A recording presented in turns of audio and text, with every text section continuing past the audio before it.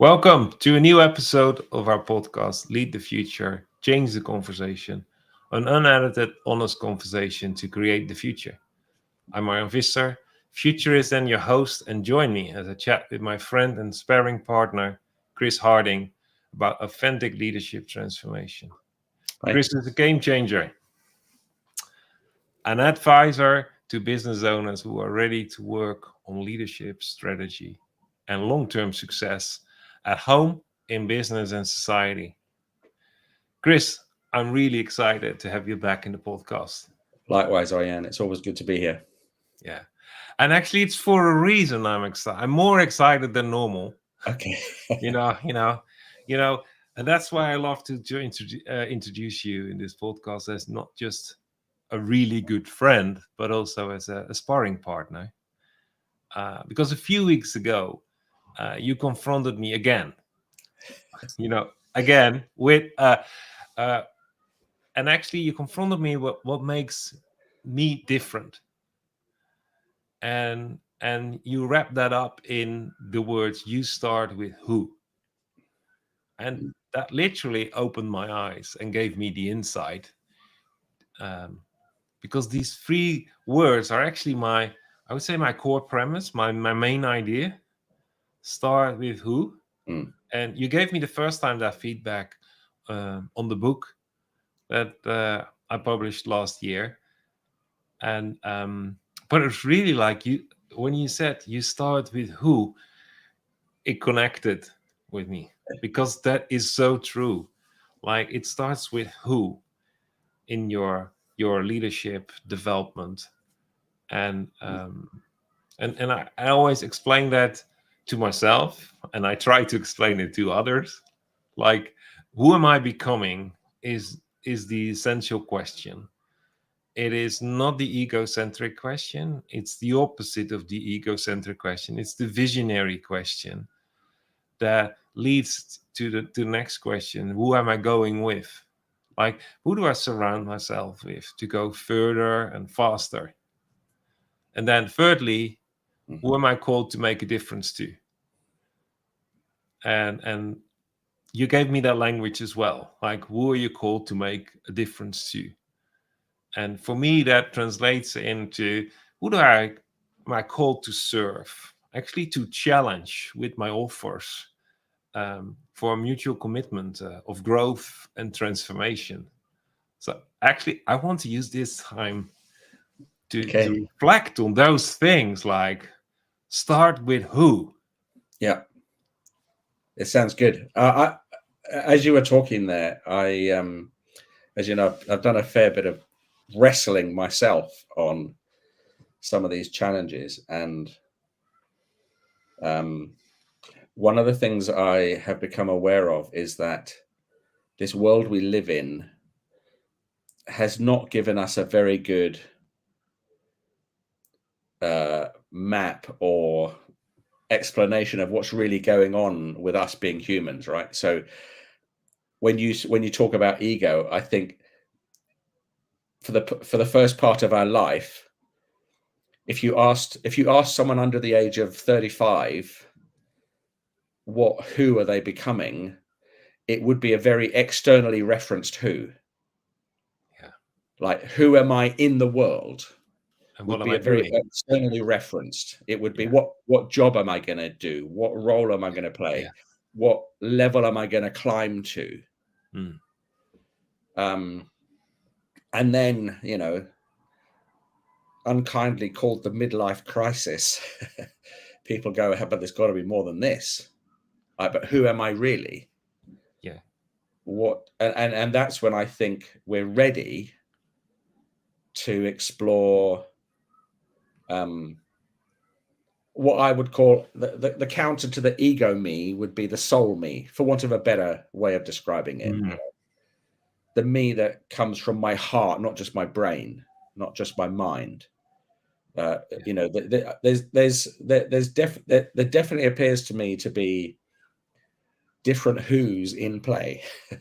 Yeah. The one that's going to sustain me is the who am I being is very different to who am I doing. Yeah. Yeah. Well, that's a fascinating thing. I think it is in our mind and how we are educated, wired, and lived through the last couple of centuries.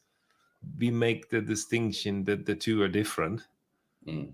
But I know from Hebrew thinking, the small bits I understand from that, that who you are becoming, and what effect you have is all saying the same, or are all parts, attributes of that one thing, Yeah. the I am. So in that perspective, we create segments and divide them, and I think we lay the emphasis too much on what we do because that really worked the last 125 years, when we prepared people for skilled labor in the factories, and then we made the process leading, and in the process every minion needs to have a clear description of what they do, what they contribute to the process. So it's an emphasis that became segmented and in a way unhealthy. Yeah, and look, I would agree with you that it's not wrong, but it can only grow you so far. Yeah, it's not whole. It can only grow you so far, and look, some people will stay in that level, for want of a better word, for the whole of their life and be fairly happy. Or lane, you know. Lane, yeah, Yeah, and be fairly happy. Because as long as what they do keeps working, there's a level of validation in that, and that's enough. But there are other people who definitely want more of, what's been called life in all its fullness. Are yeah, there other dimensions here to be developed? yeah, And the kind of the human being versus the human doing, it strikes me that the human being by definition is relational. yeah, Like, where do I belong? Who am I here to help? uh, what is it about me that matters, that is here now, for want of better language, to be good news for somebody else? yeah. That there's a reason for my being. That I like that language, because actually that takes away one of the dangers that many people see in working on their personal growth and their self-development, that they say, but it becomes egoistic. Well, it doesn't become egoistic when you're figuring out which part of you can unfold to be a bigger blessing for those around you, and then actually not developing yourself becomes egocentric, because you're not taking away your blind spot that influences those around you, because you're not willing to go deeper inside of you and figure out where your strength is, where your added value is, and but I mean, like, where your unique authority lays. Yeah, and look, I think I I've come to a place in my life where I'm happy with the idea that everything that I know of life works together for my good, right? For me to become my fullness. And so that includes the blessing of parenting, right? Mm-hmm. Um, I mean, there are parents who try to control their kids, and will only be satisfied if their kids achieve a certain attainment in the world. I came to the conclusion a long time ago that my job as a dad is to help my kids become the fullness of who they really are, right? Now, and I don't have any problem doing that for my kids, because I'm in relationship with them. I love my kids, or rather there's a love between us that makes it feel good to see them thrive and become all they can be. But when it comes to my place in the world, that's a little more scary. What if people take advantage of me? What if they abuse me? What if they misunderstand me? What if they don't get it? What if... But I think that's where, from what you're talking about, that's what I'm hearing. That is, how do I get to that place for the whole of me? Like there's a coherent me, that there's a me that's here to serve other people who maybe it's harder to serve. But there's an interesting thing that's going on, that is that when I serve them, I am blessed, fulfilled, made more whole. Like unless I'm gonna take the leap of faith to make my life count for other people, then I will never know that fullness. I can't, because it's part of the way it works. Yeah. Well, the fears you mentioned, they are real. They're real. But how do you use them? Do you use them in a way to prevent them and start to control them, or are you using them for the argument to actually figure out who you are and find courage and actually believe in yourself what your authority is? Because that's the starting point when you are setting your boundaries, and you will find out when things are off limit, and you have the clarity to react on them. So if you feel like, what if people take advantage of me? Well, you have a say in it. So if you have clarity about who you are becoming and have clarity about your future perspective, then you can make choices, informed choices that protect your boundaries, so you stay on course. That's different than the fear of, do people like me? Well, Yeah.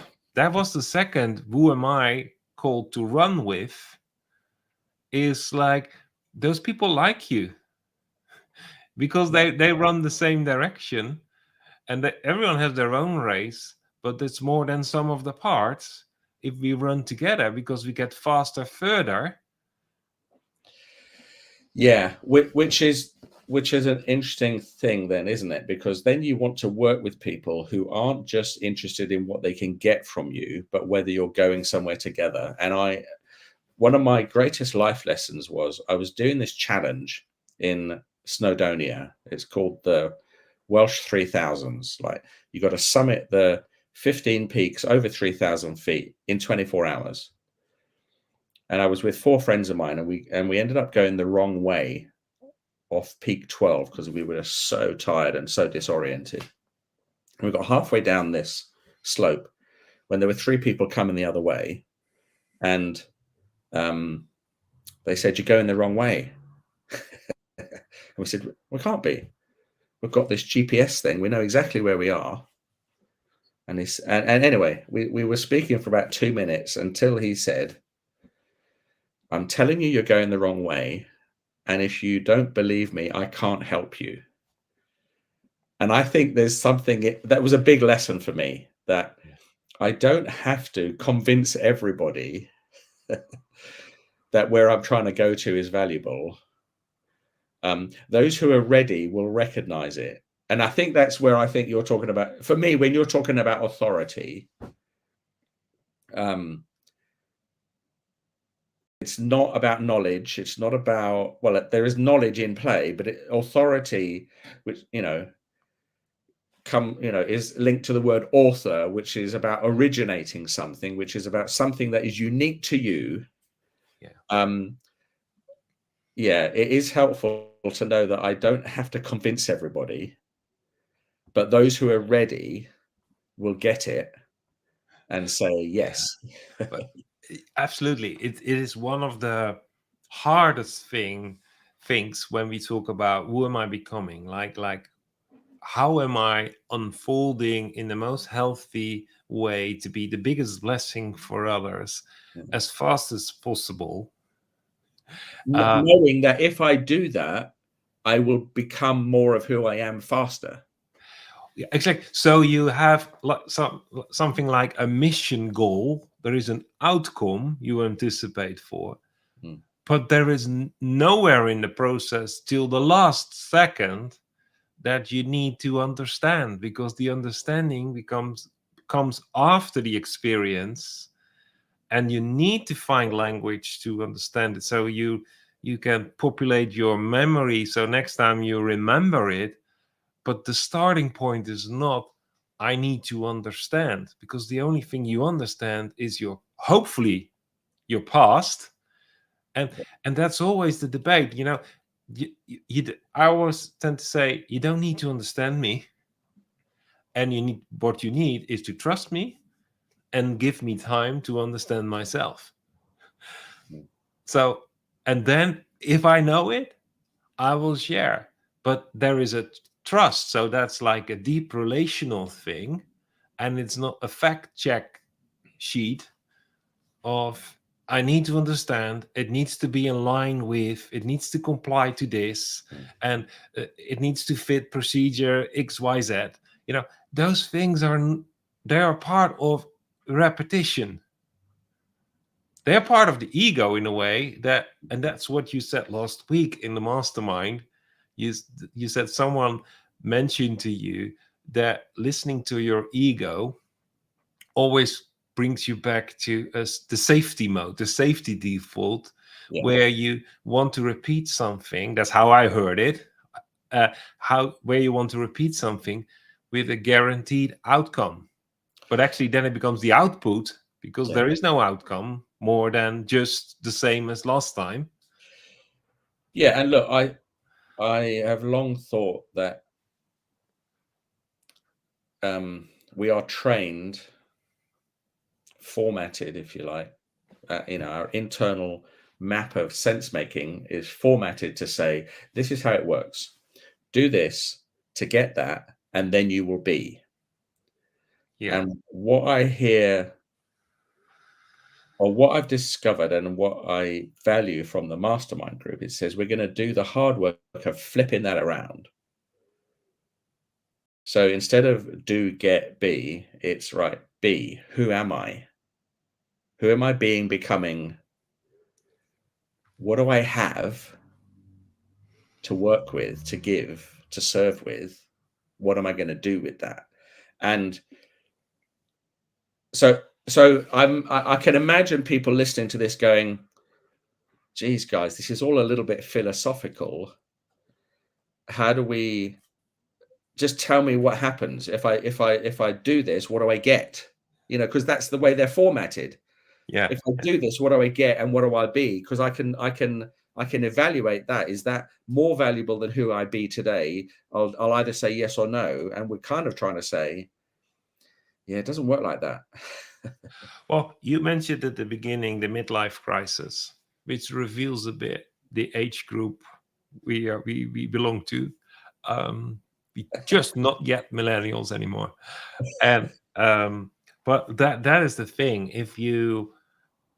I tend to say, and that's actually only meant to provoke, um, is if you receive the invitation of the future as a crisis, you've actually missed the invitation. So Right. if you have that unrest in your life, like there needs to be more, there are two things. You switch to a process like you just mentioned, where you figure out who you are becoming and for who you can do what. And that's an inside out, upside down Yeah, totally. to what we are used to. Or you fight this unrest as a crisis to compensate some things of what you're um, dissatisfied about, which probably gives more segmentation in your life, and you go back 15 years ago in Yeah. time to that, you keep doing what you did, and you figure out how to be satisfied with all kind of other things. But that tears you apart, because it's the opposite of finding synergy in who you are and your blessing to others. It makes you just more segmented, and you are in so many spheres of life, a different identity, Mm. that you could lose yourself, which we call burnout, because then the intrinsic motivation is like your GPS in the mountains. It's still positioned where you were, Yeah. but you've missed the message from the other guy, like, if you don't want to listen, I can't help you. Yeah. And look, the I guess in one way of expressing that is you're still stuck in the ego self. You haven't awakened the soul self. And the ego self can justify all sorts of things, you know, I to Yeah, try and convince itself that this is better, this is and I think that is the nature of the ego. It's interesting whether it's better. In other words, everything is relative. Everything's in a hierarchy. Everything has a pecking order. Everything is can easily be justified with some logic if you try hard enough. But it, you know, and language is so limited, but it doesn't change your heart. It uh, doesn't enrich you. And if you think life is just a timeline, and the people who have the best life are the people who cram in the most activities and have the most stuff, but never know who they are. Um, yeah, like yeah, the guy on the mountain. I don't think I can help you because you're not ready to let go of yeah. the way that you've been trying to become. And you can only become so much that way. In fact, you can only become somebody who understands their value and their worth referenced externally, not internally. And it's not terrible, but it's such a shame. Well, it has to do with what type of personality you truly have, versus the personality or the character that it was shaped by life. And that, if there is a disconnect between the two, that results in a dissatisfaction. But that sounds negative. The positive version is actually hunger for more, but it comes down to the same thing. But there is this decision making, that, do I want to meet expectation, which is mostly what's expected from me, Yeah. or do I have the courage to step up into the unknown and pioneer, explore what is out there for me? Because maybe my dissatisfaction is sensing not that I need more or I'm hungry, but it's sensing what is emerging to me. Yeah. And look, as you know, I really love the metaphor that an acorn has within its shell everything, well, I say everything, the fundamentals of what it needs to become a mighty oak tree, right? And you taught me that the interesting thing about that oak tree is that there's a stage of its life where its fullness is very much dependent on the environment. Like, does it fall in the right kind of soil? Does it get enough water? Does someone not pull it out, sort of thing, you know? But there becomes a crossover point where it is the environment. It Yeah. it moves from, you know, ego to soul, it moves from being shaped by the environment to having its own environment. And I love the way you expanded that metaphor. That is kind of a way of explaining what we're talking about. That Yeah. are you becoming the fullness of something where, you know, the birds and the squirrels come and make their home in your branches? Yeah, the Um, language we use, that if we see that scene, we say this is how it's meant to be. mm, And that's also what we long for in our life, that drive to be, to learn more, to have influence, have impact, mm, have social interaction that goes deeper than just a transaction or an exchange, have soul connection in that sense, is all part of us. Like, deep inside we understand that there is still potential to unfold mm, and cross over from being part of the game to just actually, in our micro niche, be the game, you know, yeah, unfold into who we are created to be, who we are meant to be, so that in the metaphor, you know, small and big animals can find shelter, but there is also so much growing under the umbrella of the tree mm, as a micro um, culture yeah, that needs that protection. yeah. So, So how how do we help people go from the default programming to the question of what if everything that we call life is uh, a gift that, if I view it in the right way, is actually designed or able to help me become the fullness of who I can be, like not just externally referenced attainment, but to know who I really am, and know what kind of gift I am, um, not because of what I've created externally, but because I carry some kind of authority, some kind of knowing, some kind of understanding that can help other people become more free, become more full, become more whole. mm, mm, Um, and yeah. I don't know whether that's just a life stage thing, and whether there will be people who listen to this who think, "Oh, I've got no idea what they're talking about." In which case, that's fine. You're not ready. But for those who are ready, um, I'd love to find a way to make it easier to be able to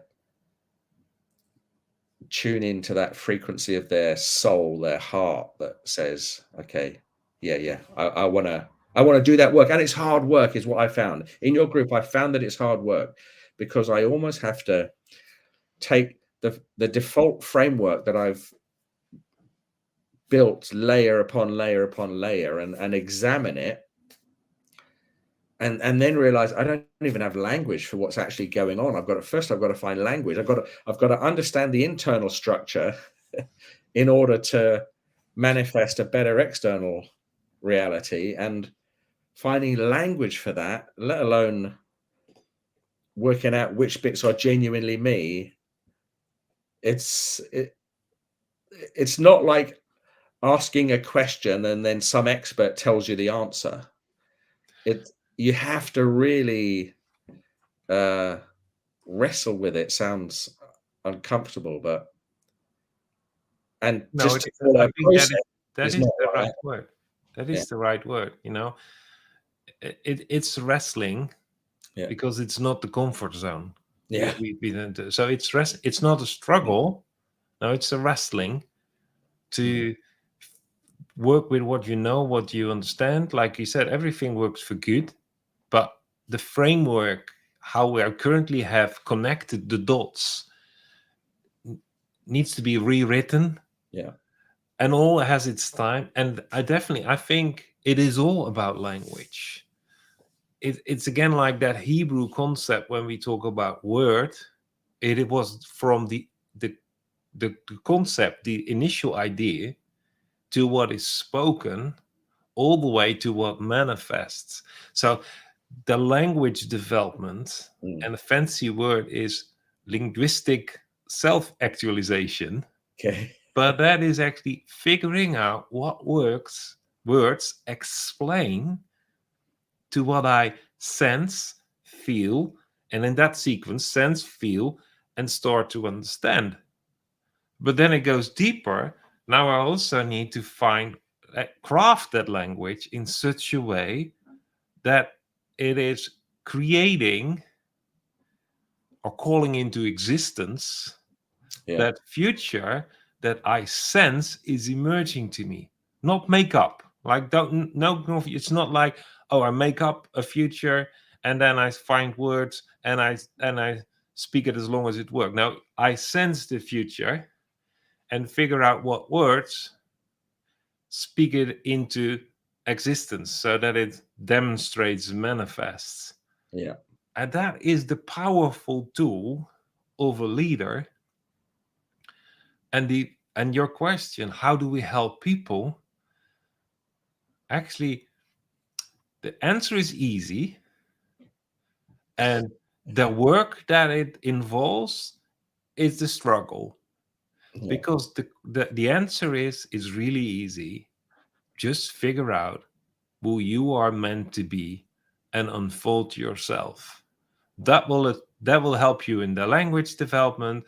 That will attract the right people. Who is it valuable for too? Some will run with you, some others will receive the blessing of you serving them with the solution you carry. The answer is easy. The journey, I don't want to call it the process, the journey is called life, it's called soul. Yeah. Yeah. Well, listen, I look forward to Friday mornings, which is when I meet with you. It's and I've realized, as someone who is energized by playing with ideas, um, at times it is a struggle because there's a part of me that just wants to get to an answer that feels good and makes it easy, and then you say, no, Chris, that's too easy. Look, we've got to go deeper. We've got to get to what is the real promise of your life. What are the principles that underpin who you are? What is the what are you, who are you here to be? And yeah, I mean, if this resonates with anybody, I would say explore this, because the world needs people who are wrestling with becoming who they're really meant to be, because the do to get to be system can't really take us much further. In fact, it's crumbling. Yeah. Something needs to shift, and I think we have a we're alive at a time when something is shifting, and we get to decide: am I just going to adapt to the trends, or am I going to be someone who shapes the future? And Yeah. that's what I find is most life-giving about being a part of the community that you lead.